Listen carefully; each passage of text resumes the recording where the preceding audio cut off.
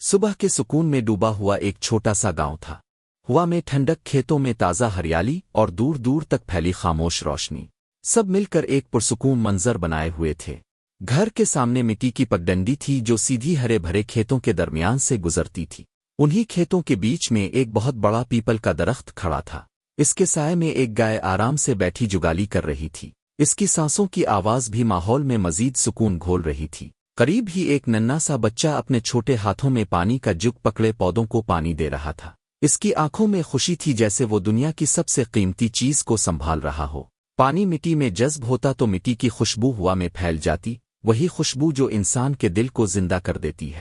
درخت کے دوسری طرف تھوڑی داور ایک کسان اپنے کھیت میں بیج ڈال رہا تھا۔ اس کے ہاتھ تیزی سے چل رہے تھے، جیسے اسے ہر بیج سے امید ہو کہ یہی اگلی فصل کو سنہری بنا دے گا۔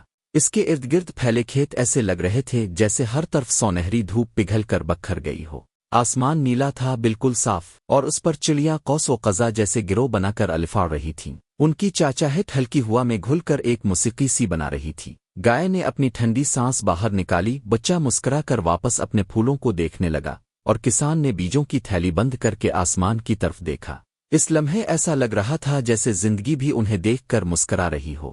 یہ منظر جیسے گاؤں کی زبان میں آہستہ سے کہہ رہا تھا، زمین تمہاری ماں ہے، اسے جتنا سنبھالو گے وہ اتنا ہی تمہیں لوٹائے گی۔ ہوا چلتی رہی، چڑیاں الفاڑتی رہیں، گائے بیٹھے بیٹھے جھولتی رہی، اور فطرت اپنی خاموش زبان میں کہانی سناتی رہی۔